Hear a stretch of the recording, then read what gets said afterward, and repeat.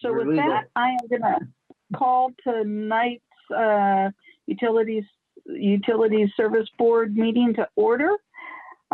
First item is the approval of the minutes from our December 7th meeting.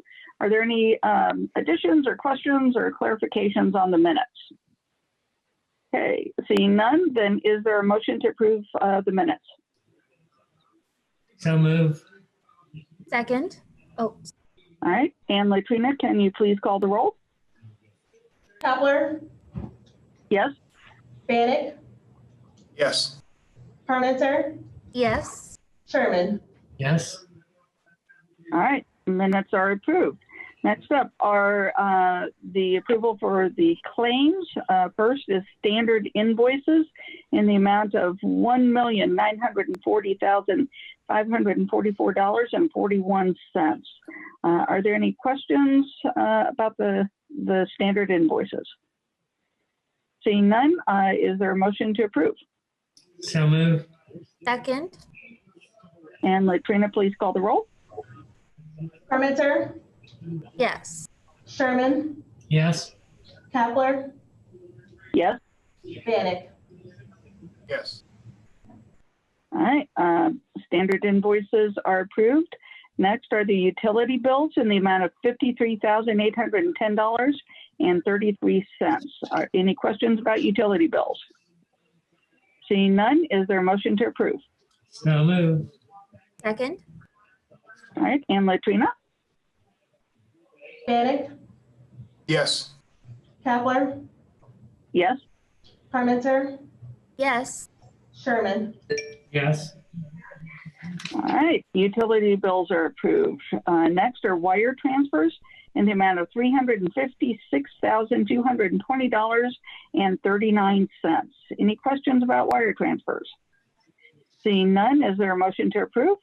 So move. Second. All right, and Latrina? Sherman, Yes. Parmenter, Yes. Bannock, Yes. Kepler. Yes. All right, wire transfers are approved. Next are customer refunds in the amount of $711.24. Any questions or concerns about customer refunds? All right, seeing none, is there a motion to approve? So move. Second. And Latrina? Kepler, Yes. Parmenter, Yes. Sherman, Yes. Bannock. Yes. All right, customer refunds are approved. Next, we would have the consent agenda, and Jean? Vic, I don't believe, yes? We don't have a consent agenda tonight. Okay. But I do have a customer refund item that I'd like to chat about. Okay. Ask about. Normally, we do not do refunds for water bills. Those are typically, we only can do those. We do those only if there was a meter that failed. We had a circumstance of a customer reached out to us.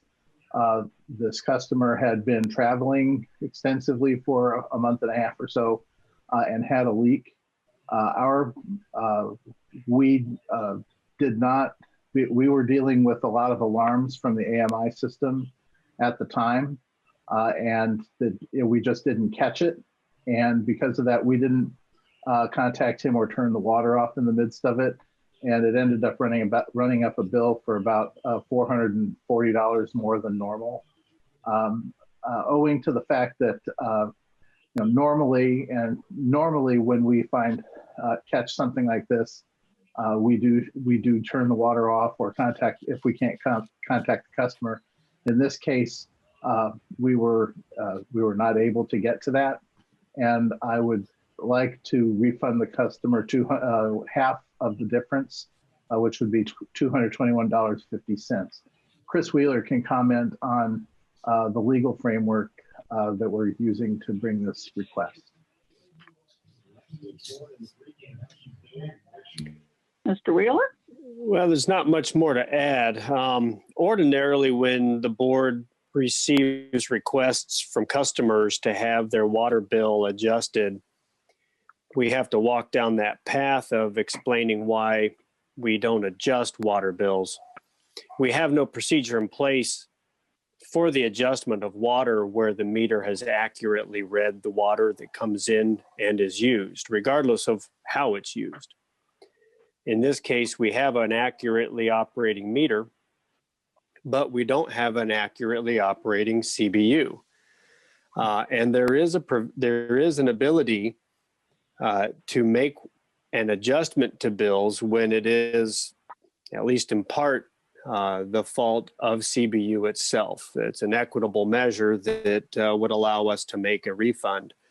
But we don't have an actual procedure in place in our policies and procedures, which would have us now come to the board and ask for the board's blessing before we make any kind of a refund. And it seems appropriate in this case where we bear some of the responsibility for that unusually high water bill to make an adjustment in this case. And so staff is recommending to the board that a vote be held to make a 50% adjustment to the bill, a 50% decrease. Any questions? Jim Sherman. Yeah, Chris or Vic, how does this differ from other cases that we've heard where I remember a couple where students had been away for the entire winter break and they weren't at home, and I don't believe that they were notified of a problem or things of that sort. So is it because we have the new meters in place and we can read them and therefore we have more of an obligation? If that's the reason, I'm fine with it. That's exactly right. That's exactly right, Jim. At that time, we were metering once a month. When we found the high reading, we contacted them, but we didn't contact them before then because we only metered once a month. Now that we're metering every day and we're getting alarms, when we get alarms, we can reach out to customers or even turn water off. But in the circumstance, we were getting thousands of alarms a day because we were in the midst of converting meters over and making changes to the system. And this one slipped through the cracks. Okay, thank you. That's what I expected. We've created a reasonable expectation for ourselves with our new metering system. So you're right, Jim. Other questions? Megan. Just out of curiosity, now that you're not getting thousands of readings a day or a week, how many do you get notified about per day or week or every so often? Laura's probably the best one to handle that, or she may not know either. I believe we get about, I think actually Brandon's probably more closer to this, maybe 200 a day. Yeah, it varies, Megan.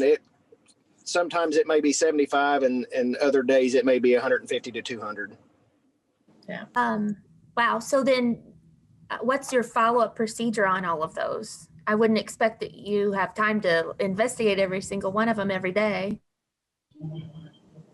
Yeah, so there's a prioritizing procedure that we go through. And actually Kenny he's not here on the call, but he could probably speak to that a whole lot more than I can.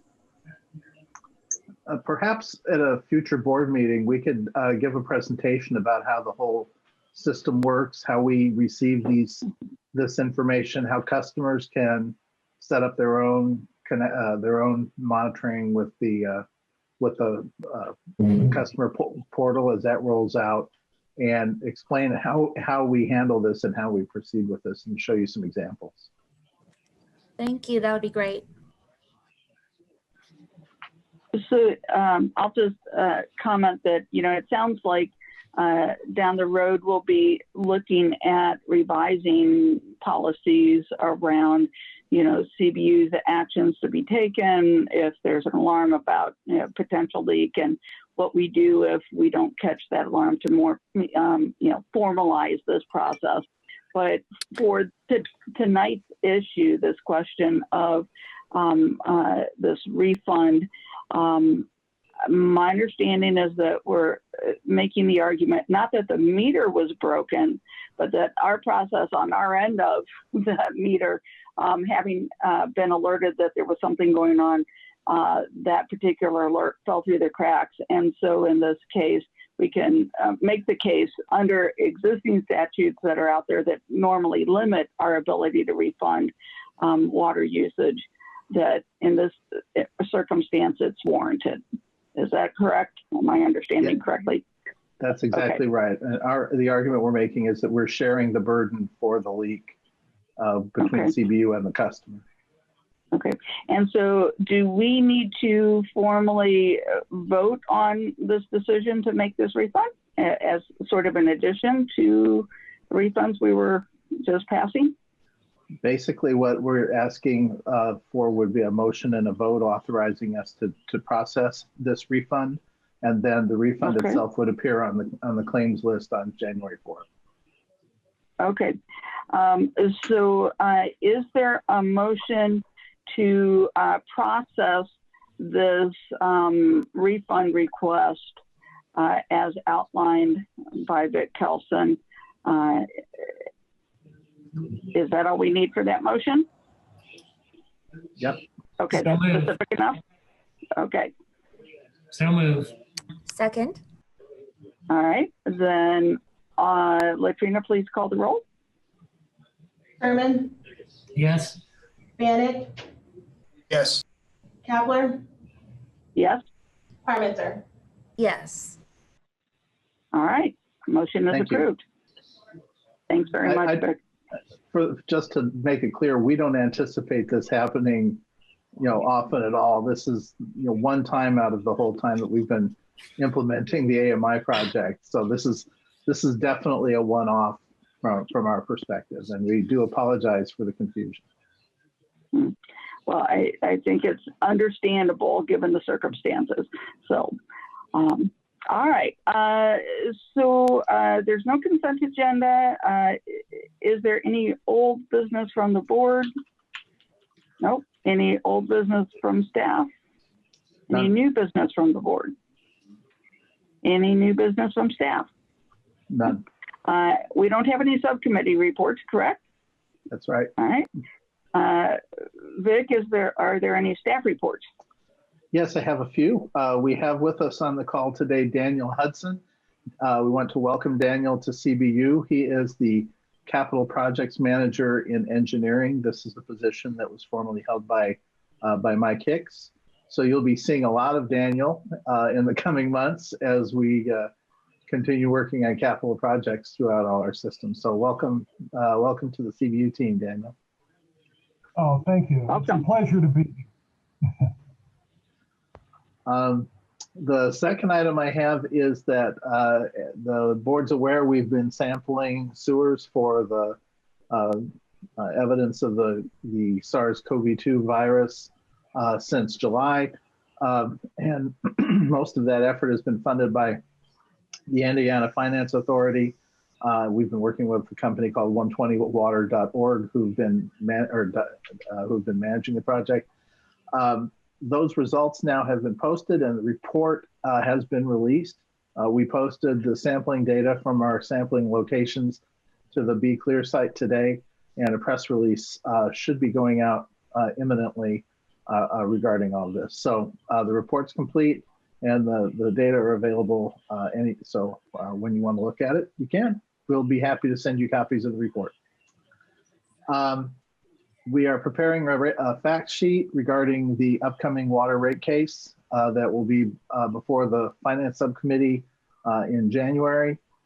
So we're preparing a rate case, preparing the fact sheet to release to the public in the coming days prior to that meeting.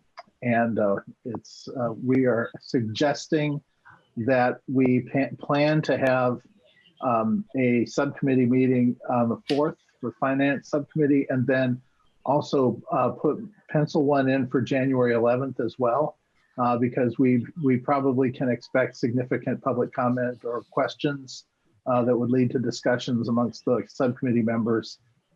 So we'd like to at least have a placeholder marked out for a subcommittee meeting on the 11th prior to the item going to the full board on the 18th. 19th. 19th, yes, because the 18th is Martin Luther King Jr. Day. And then the last thing is, on behalf of the CBU staff, I want to thank all our board members for all the hard work you put in this year keeping up with us, and we appreciate all your support, and wish everyone happy holidays, and we'll look forward to seeing you again in January. Thank you. Okay, well, and thank you to the CBU staff who just consistently do such a great job.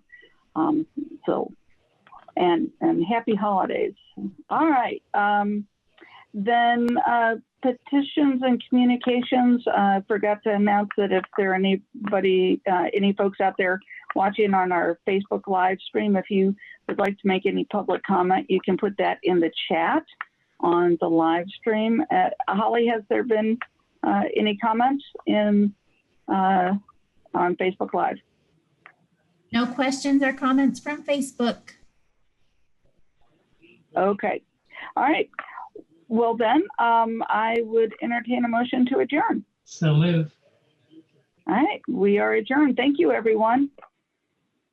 Good working with you all this year.